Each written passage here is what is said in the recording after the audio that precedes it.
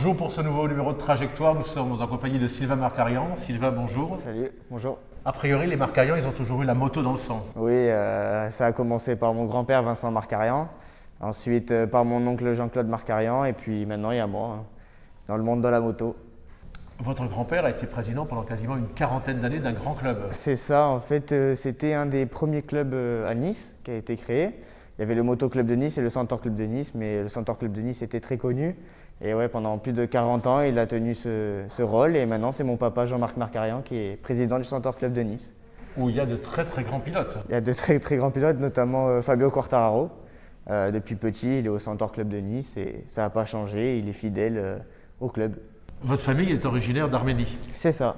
Ma famille vient d'Arménie, du côté de mon père.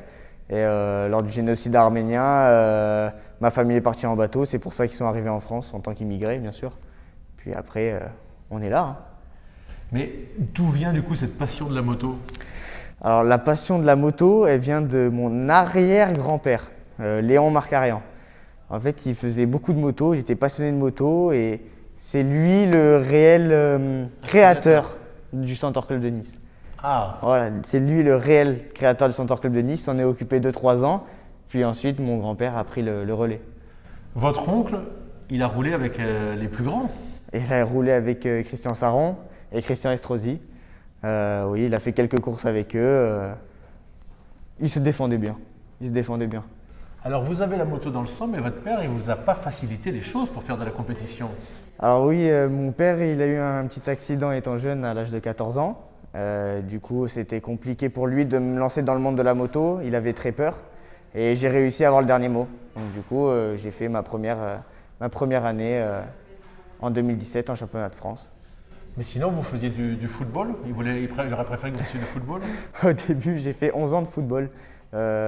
J'aimais beaucoup, mais à un moment donné, il a fallu choisir et j'ai préféré faire de la moto. Et pourtant, vous allez attaquer avec un sport très dangereux, la course de côte, racontez-nous. Alors la course de côte, ça se faisait sur la Côte d'Azur. J'ai été plusieurs fois champion espoir en course de côte.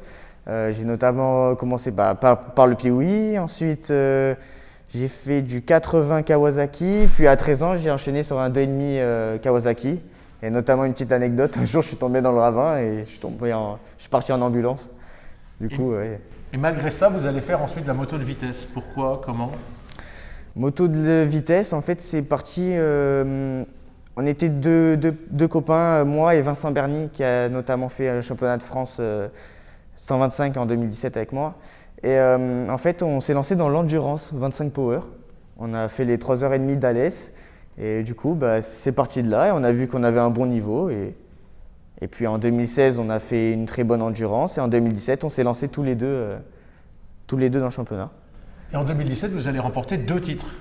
Alors j'ai remporté 2 titres, le titre de champion de France Promo Sport lors de ma première année de compétition, mais aussi j'ai remporté le challenge Yamaha 125.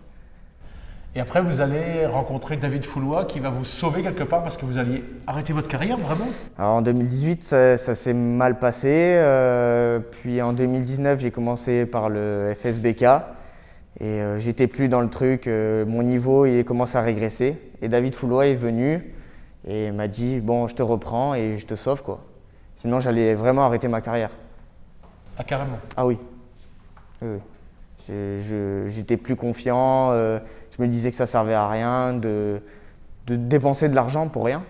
Donc du coup, non, David il m'a dit non, je te reprends, tu as des qualités et il faut que tu fasses de la moto. Alors là, vous en faites parce que vous êtes en championnat du monde cette année. Ouais, d'ailleurs, c'était un rêve qui se réalise, bien sûr, dans un très gros team qui est MS Racing, l'ancien team de Andy Verdoya, notamment quand il a fini 4e du championnat du monde en 2019. Et ouais, c'est incroyable. Avec en plus 3 courses que vous disputez d'entrée sur les 3 premiers week-ends, vous qualifiez, vous ne passez même pas par le repêchage. C'est ça. Très surpris lors de la première course à Jerez, puis à Portimao, parce que Portimao c'est un des circuits les plus compliqués. Je fais notamment le 4e meilleur temps du week-end en Yamaha sur 21 motos. Donc du coup, très surpris et on a vu que j'avais le niveau, que je pouvais faire quelque chose. Maintenant, il manque beaucoup d'expérience, bien sûr. C'est la première année et il faut engranger de l'expérience et pour l'année prochaine, ça sera mieux, je pense. Et comment vous pouvez progresser? Parce que David Foulon me disait, vous avez finalement pas beaucoup roulé, vous en avez quasiment pas, oui c'est vrai, d'expérience. En fait, par rapport à beaucoup de pilotes, il y a beaucoup de pilotes qui sont plus jeunes que moi. Sauf que moi, j'ai commencé la compétition en 2017, donc à 18 ans, ça fait que 3 ans que je fais de la moto. Et certains me disent, ouais, c'est incroyable qu'en 3 ans, tu sois déjà un championnat du monde, quoi.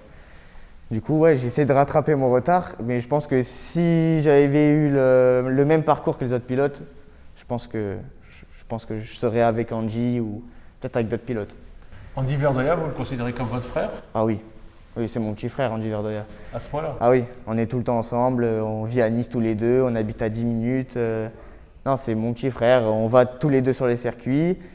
Et lui, justement, par contre, sur les circuits, c'est mon grand frère.